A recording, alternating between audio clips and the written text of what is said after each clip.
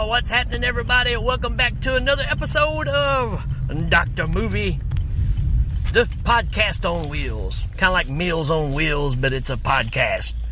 That's right, I'm driving my car and talking about movies that I've checked out. Mostly on Tubi here lately. And I got a chance to check out this movie I've never seen before. From 1984. It says 1984. It feels more like 81, 82. So I'm thinking this movie was shot and shelved for a while, trying to find, somebody to distribute it or whatever. Didn't come out till 84. And that movie is called The Power. And I remember the artwork of this, just never got around to seeing it. And it really surprised me. It's really that style of movies that I'm really, really fond of. That's why I said it doesn't feel like 84, because 84 you're starting to have all the big hitters of horror coming out, where it was a little more faster paced. This has that kind of late 70s, early 80s slow burn feel about it, with a good payoff at the end. This thing, like I said, it moves pretty slow, and when it first started, I don't know. But it really surprised me. I ended up really enjoying this one. And what this movie is about, well, obviously the power, but it has to do with this little bitty statue, right? So they're claiming that there are certain artifacts in the world that possess certain power. I can't remember what they called the thing. It's like pterodactyl or something like that. Pterodactyl, I don't know. Something like that. All of you movie freaks can straighten me out on that. It's not really that important, except it does have an actual name, and it's in, artifacts books and all that kind of stuff. But when it starts off, you got a classroom setting, and the professor's up in front of them, and he's talking about these powers, and he shows a picture of this statue, which is, I say statue, it's about the size of, I don't know, a pack of chiclets, if you know what chiclets are, right? I'm dating myself here. A little bigger than a pack of gum. Not much bigger, so it fits in the palm of your hand. But it don't leave chocolate in your hands, right? It puts evil in your mouth and not in your hands. How about that? And it's this little clay statue. It's ugly. Looks very homemade. And while he's up here talking about this thing and the power that it has, one of the students is kind of making fun of him, making fun of the statue and all this kind of stuff. Kind of like I am. And the teacher gets real upset, and he looks down, and he actually has the statue with him. So he owns this statue. And he just looks at that student and starts making him have a nosebleed. He pulls like a carry on him. And dude gets up, runs out of the class, and class gets dismissed. And I don't know if it's the dean of the college or whatever, comes up to the professor and is talking to him, and he's like, what happened in here? He's like, well, he said, I'm having some issues. I think I can control it, but I'm not for sure. So when the dean leaves, you see this big commotion happen. But and the professor is screaming and smoke coming off of him. And what is happening is he's trying to get rid of the statue, send it back to where it belongs.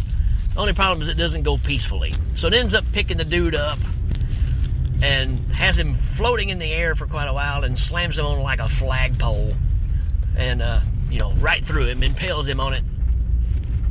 So pretty cool beginning. And then it cuts to the dean traveling cross country out to, the Badlands to track down the statue because he understands the power of this thing too, and he's wanting it for himself. And willing to pay any price for it. And the people that have it say, look, this is not for sale. You know all about this thing. You know why you're here. You can't have it. Well, in the middle of the night, the dean wakes up, goes in there, shoots the guy that's hosting him, that's telling him that he can't have this and all this stuff, and shoots this little kid, right? There's a little boy there, too. So that's how evil this thing is. And dude goes to grab it, and crazy things happen, right? And little face melting, some things like that. Which I'm going to say, this is obviously very low budget, but the effects in this movie, pretty dang good. I have to give it to them.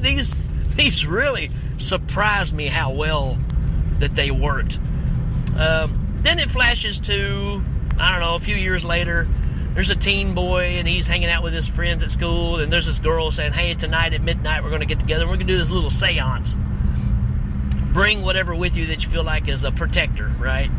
So she brings something that she says that's supposed to protect her family from evil, and then the other kid brings like a rabbit foot, and this boy brings the little statue. And they're like, where did you get that? He's like, well, my parents got it on some trip. I don't know, it's just at the house. Well, they're doing here's what you do, right? You take a statue that can cause ultimate evil, and you combine it with the power of a Ouija board, right?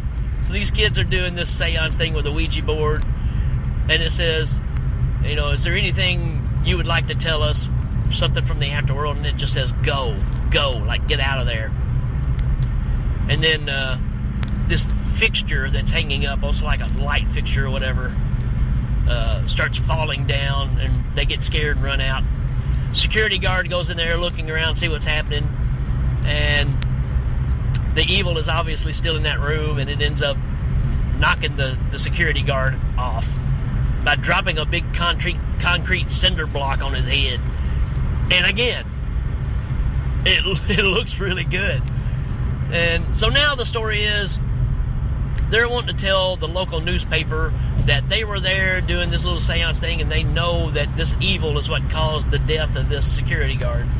And they want the story captured because somebody at the newspaper, this young lady, right, who's actually like the star of the movie. She's the only one that's really been in anything else, but nothing worth talking about. And wanting her to capture this information and put it in the paper, or at least document it. Of course, she doesn't believe it. She's got a friend that just come into town, and I think they used to be a couple or whatever, but he's enthralled by the whole story, and he ends up talking to the teenage girl, and she actually has the little statue. Actually, before that, the boy that owns it is sitting at home at his desk, and the little statue starts making all these things happen, like the room just starts going crazy. And again, low budget, but these effects look really good. The thing starts pulling like, it starts off like a magnet, right? It's starting to pull like paper clips from across the table and sticking to the statue. Then it starts pulling his lunch and a book. It starts making the baseball bat float in the air. I mean, it's pretty cool supernatural stuff, and it looks pretty dang good. And it gets pretty crazy. I mean, it ends up looking like, again, dating myself, you remember the video for Come On Feel the Noise by Quiet Riot, when the kid's trying to turn off the radio and his room starts going crazy, and the radio keeps getting bigger, and he's trying to turn the knob to turn it off to stop it. It looks a lot like that. The room is going crazy, stuff is blowing around everywhere, speakers are blowing up, fire. It's, again, surprisingly well done. And he decides at that point, that's where they start talking to the newspaper people like, we know this little statue is responsible for it. And again, this guy that's visiting, and he decides that he's in, like I said, intrigued about the whole thing. He talks to the teenage girl and gets her to give him the statue. So here we go. Now this guy has the power, even though he don't really know it.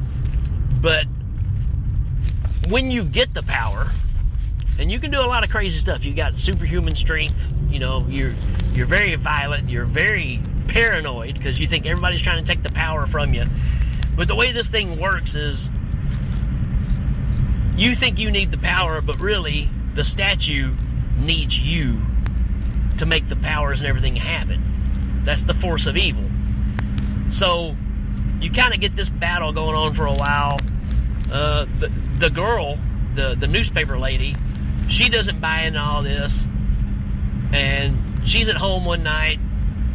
Everything's pretty calm, but she's actually letting the other guy stay there with her, and he's got the little statue there, and she puts it in a cabinet. She don't want to have anything to do with it. She thinks it's all hokey. And when she lays down and goes to sleep, you don't know that's a dream sequence, but if there's anything worth seeing in this movie, this dream sequence is pretty dang wicked. It's very similar to other things that we've kind of seen in a way, but it's very well done. And I was like, wow, that's really impressive.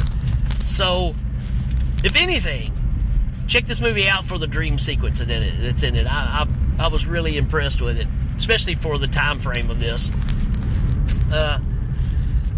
She wakes up and the guy that's visiting is at the door, is coming in. It's like, what's happened here?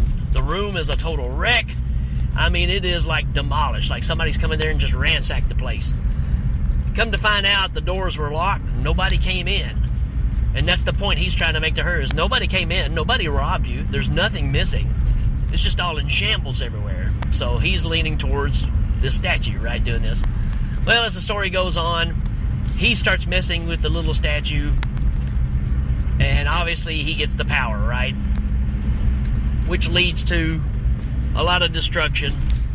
A lot of, like I said, he gets paranoid and thinks everybody's trying to get it. So he has to defend it, which leads to some pretty good fight scenes, or whatever you want to call it. Eventually it leads back to the teenage kids coming over to... there's this whole relationship between the woman at the newspaper and her dad, and this guy that, you know, is a friend of the newspaper ladies, right? So they're all entangled here. And the girl gets a phone call from her dad's house saying, you need to come over here now. Well, when she gets there, she can't find her dad, but the other guy is there. And he's like, something happened to your dad, he wasn't breathing. Got the ambulance to come pick him up, and they said they didn't know which hospital they was going to take him to, but they would call whenever they find out. So obviously something messed up has happened, right? At the same time, the 3 teenage kids show up, because they're a big part of this as well. And while they're in transit of coming over, then you've got this guy chasing the newspaper girl all through the house. She's trying to hide from him. The kids show up, he starts chasing them. He does like a ritual kind of seance setup thing. He's got candles and everything set up, and he's, you know, cutting his finger to sacrifice blood, and, you know, all your crazy normal stuff, right? Needless to say, the power has totally consumed him, and he's chasing both the young girl, the teenage girl, and the newspaper girl, who end up in the same room together. The 2 boys run out of the house and end up trying to get back in later on. Well, when they're climbing back in, they have to go through a passageway under the house, and when they do, they find the dad, who's dead, obviously. So there you go. He's killed him and put him in the basement. And the 2 girls are locked up in this room, and he's trying to bust through the door, very Jack Nicholson type, just with his bare hands, though. And the young girl, the teenage girl, takes the little statue and slams it on the ground, and you hear the dude react. And when he sticks his head back through, part of his head has been like swiped. It's like his face has been stretched. Again, you know, simplistic, but it's like, wow, this is really cool. Well, she puts it together that if you destroy the statue, it'll destroy him and he'll stop. Wow. I'm just going to leave it right there, because this really impressed me, you know, because I expected some weak kind of payoff because of just the stuff I've been watching lately. But I'm really, really impressed with the effects right here. To the fact that I was smiling, grinning from ear to ear, and almost laughing at just how awesome this was. Because, I don't know, it just reassured that there's a specific time period that just does it for me in horror movies, and this is right in the midst of it. And I did not expect it to pay off like it does. This is a solid flick. I'm not going to give away the ending because there's more to it, but I'm going to say, do yourself a favor and check this movie out. It is well worth a watch. It's a little slow, again, because it's that time period, but I'm telling you, the payoff to this thing was really, really good. And I don't know, I was really impressed. So I'm going to give this a 4 out of 5, which means I really liked it. It's good. We'll definitely watch it again. I'm recommending it right here on the spot. So if any of y'all that are checking this show out and been listening lately, then you kind of know where these shows have been kind of hit and miss on things. This is right up my alley of what I like. So give it a chance. Check it out. That's it for this episode. Folks, if you have recommendations, let me know. I'll be glad to cover your movies for you. That's it for this one, folks. We will check you later.